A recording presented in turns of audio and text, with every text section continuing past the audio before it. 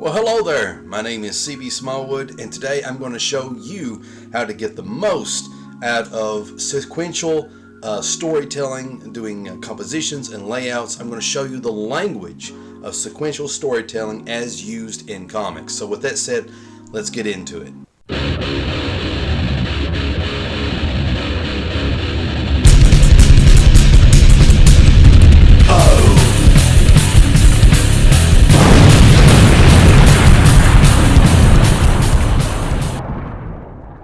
Well, everyone, as promised, here we are, and we're going to talk about the awesome language of sequential storytelling as used in comics and basically in film and cinema and television and whatever, whatever is telling a visual story. And this is something I discovered as of late, and this is probably something that everybody known about except for me. And I'm one of these guys that as I learn something or something that I think I know, I like to share it with you so you don't have to struggle as I have struggled. But before we get into this, we need to know exactly what the heck is the language of sequential storytelling. So to do that, we got to go back to a classic that I'm sure that you're familiar with. And if you're not, I encourage you to get the beloved How to Draw Comics the Marvel Way, written by Stan Lee and John Buscema. Within this, we get this. And this is very important to what I'm getting ready to discuss. Here we have three images. In the first image, we have a close-up. And in Stan Lee's words, moving right along, we now introduce you to one of Marvel's many wildly heralded close-ups. So called because the camera, meaning the reader's eye, has moved about as close as possible. Now we're here at this second panel, and it says this type of panel in which the reader's view of the scene is farther away, enabling him to see figures from head to toe. This is called the medium shot. Being able to see figures from head to toe is called the medium shot. All right, and next we've got the long shot, or the panoramic long shot. And it says the long shot, in fact, since it shows such an extreme wide angle scene, you might even call this a panoramic long shot without anyone getting angry at you. So there's like variations of these shots. So that's another thing to keep in mind. Okay, moving along quickly. Up top here, we've got the bird's eye view. When you're up above the scene looking down at it, as in this panel, what else could you possibly call it but a bird's eye view? And here in this panel, we've got Spider-Man. And it says, on the other hand, when you're below the scene of action, as in this panel, when your eye level is somewhere near Spidey's heel, we're inclined to refer to it as the worm's eye view because you're looking up. And then this last one is a bit odd, but not so odd. It's more of a trick than it is a camera angle. And it says, a drawing in which the details are obscured by solid black or any other single tone or color is called a silhouette. And now that we agree upon the language, let's get back to drawing the pictures. I couldn't have said it any better, Mr. Stan Lee. Thank you for the help in this. And so, quick refresher before we get to the comics. Here are the terms: close-up, long shot, medium shot, worm's eye view, bird's eye view, silhouette, and one that I added because there's probably variations of each one of these shots. But I felt that this one needed to be added, the semi close-up. The semi close-up. We'll see that in a little bit. So familiarize yourself with these. And let's move right along to finally the comic book page. Hopefully I didn't daddle too long. This is X-Men issue number 67 from the 90s run. If you remember Jim Lee when he rebooted the X-Men, this is from that run. This is issue 67, and this is done by the magnificent Carlos Pacheco. I'm not sure how to pronounce his last name. Anyway, as we can see, we've got a lady sitting here at the computer doing something, and she's interrupted by a knock at the door. And it looks like, she's got her CD, getting it out of the drive. She must have downloaded something or was getting ready to upload something. We don't know. And then these two gentlemen open the door, and they wish to speak with her. And then we see her get up from the computer. So this is the scene. So using the terms that we just learned from How to Draw Comics the Marvel Way, we can come up with interesting ways to do layouts and compositions. And the neat thing is, the rule of thumb that I've come to learn is, most of the time, not all the time, but most of the time, what you want to do is no two panels need to be the same in terms of their camera angle. You should always try to do a different camera angle each panel. So in this first panel, we're going to say that this is, no, I'm not going to say it's a long shot. That's more of a medium shot, because we can see the figure in head to toe. In the second panel, we've got a close-up. We see the back of her head, got a close-up there. And then in the third panel, we've got the worm's eye view, because we're looking up at her. But you could also say that this is a semi-close-up. Again, the camera angle changes, and we get what I am calling the semi-close-up, because it's right dead ahead. And then again, we get another interesting angle, which I'm referring to as the medium shot, because we can see the girl from head to toe, roughly. I mean, her the rest of her is obscured by the desk, but we also get a close-up of the hand, which is kind of a Wally Wood trick, and I may cover that in another video. Now, is these terms appropriate for each one of these panels? Probably not. This is my interpretation. But the point is, starting up top with this medium shot, and then following up with a close-up, and we got another kind of close-up, but it's from a worm's eye view. Then we got a semi-close-up, and then we get a medium shot with a kind of a close-up or semi-close-up of the hand. And when you do that, I feel like it makes the page look a lot more professional. It makes it look interesting. Let's move along to another page, and let me see what you think. See if we're on to something here. So in this panel, since we can see in the first one the figures from head to toe, we might be able to say that this is a medium shot. And since this looks kind of like a close-up, but I'm going to say that it is a semi-close-up, just to play it safe. And this is more of a close-up, not an extreme one. So we'll go ahead and call that a close-up. And then I'm not going to count the action of this door, elevator door closing. I'm just going to leave that alone. We're going to skip it, and we're going to go to this panel, where the camera is pulled way back. I mean, not like too far back. And because of that, we're going to say that this is a long shot. And that leaves us with this bottom panel down here. And the camera closes in again. So I'm going to call that a semi close-up.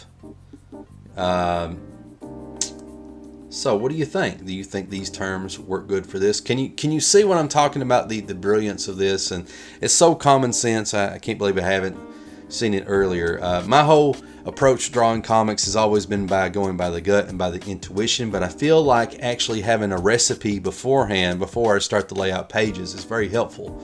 And what is this recipe? Basically, when you're laying out your pages, if you use a medium shot, your next panel doesn't need to be a medium shot. It needs to be one of the 7 other angles that you've got to choose from, or angles, or camera tricks, or whatever you want to put it, right? If you got a semi-close-up in this, you don't need another semi-close-up nearby. Now, you can break these rules. There are exceptions, and I will show you that here in just a little bit. And so let's keep moving along. All right, so we got this page, and this is all these pages is from X-Men 67, by the way. This one was very difficult for me to kind of decipher, because, you know, on one hand it looks like the top panel could be a long shot, but it's kind of like a semi long shot, you know, because we're getting a good view of the surroundings, but at the same time, is it a medium shot? Are we getting a medium shot of the car and kind of like half a person? So I had to call it. I called it long shot. That's what I went with. That's the best I could do. In this panel, we've got her kicking out the windshield, and it kind of looks like a close-up to me. But you can see the figure from head to toe, and then according to Stan Lee's definition, that's a medium shot. So what is this? This is a semi-close-up, close-up. Is it a medium shot? Well, what I went with was a medium shot. Because my rationale is just because the panel is large doesn't mean that it's a close-up. It's just that we're getting a better view because the panel is large. But because we can see the figure from head to toe, I went with medium shot. Please do not shoot the messenger. This is just my opinion. And then here, torn again. This looks like a close-up, or is it a semi-close-up? I decided on semi-close-up. So here again, looking at these pages, we see that Carlos used a long shot, and then he changed it up to a medium shot, and then he changed it to a semi-close-up. It doesn't matter so much in what order you put things in or anything like that, but the main point is to always try to change what your next panel is going to be. And you've been given, if I can pull this up, you've been given 6, and I gave you 7 camera angles and tricks that you can apply to your panels to make them interesting. And that is one of the things that I think whenever I see Carlos Pacheco or Pacheco's art, it always looks so visually interesting. The panels never look boring, even if they are conveying boring information when there's not much action going on. And I admire that greatly. I mean, these are beautifully laid out panels, in my opinion. And they look so professional. And I think part of that professionalism is these change of angles, change of shots. And it's what makes it work. Now, as promised, I'm going to show you one of probably many examples where we're going to break the rules. We're going to break the rules. And remember when I said that it's probably not a good idea to like have 3 of the same thing or 2 of the same thing right back to back. Like for example, a long shot here, and then what if he drew a long shot there and then another long shot at the bottom? It would look. It would start to look bland, but it depends on how you do it. And here, Carlos is going to show us how it's done, if I can pull it up. All right, so we start out here, and he's wanting to establish kind of what's going on, where these characters are, and so right out of the way we get right out of the gate we get a long shot, starting with this panel. Now the interesting thing is these all look like close-ups to me, or semi-close-ups of everything, and it kind of breaks the rule earlier that I was talking about, but how does Carlos make it work? How does he make it work using almost the same type of camera trick, right?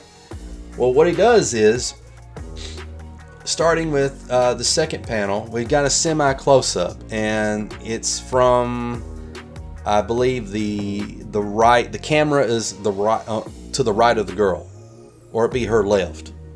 Okay, we'll say it'll be her left. The camera is at the left of the girl, and then in the third panel, we have this where the camera shifts, and now the camera is placed at the right of the girl, and it's actually kind of pointed up a little bit.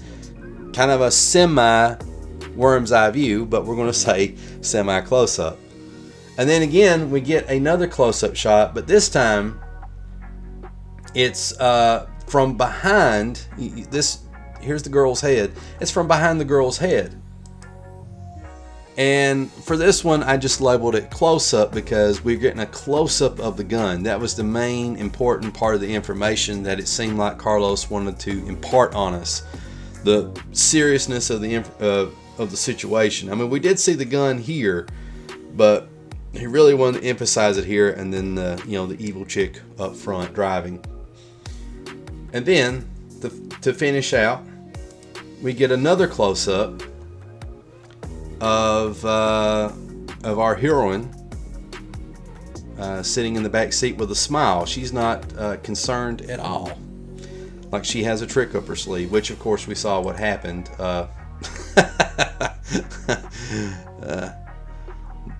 That pretty much happened. But anyway, if I can find my page again. But the point is, you don't always have to follow this little rule. Rules are made to be broken.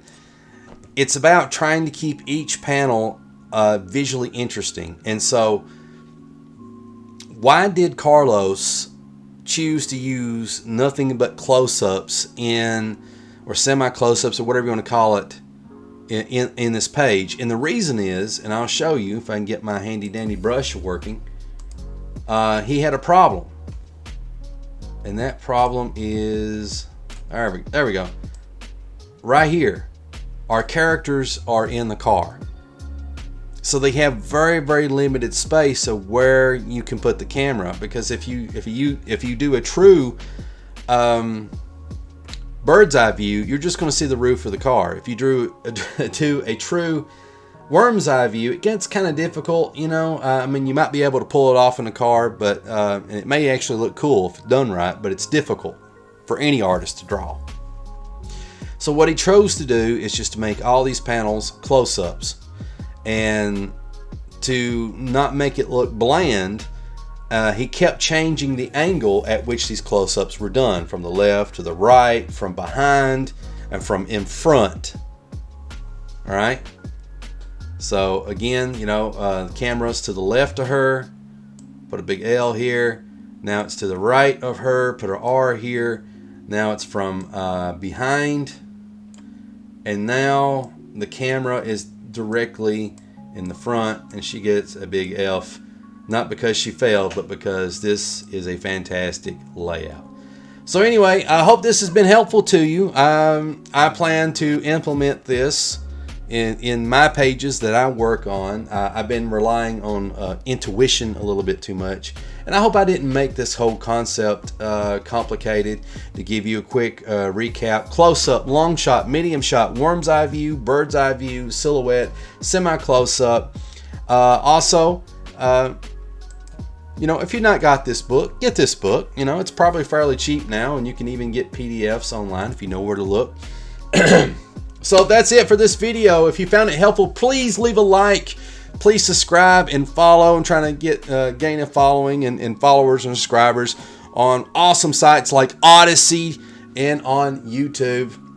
As always, I love y'all.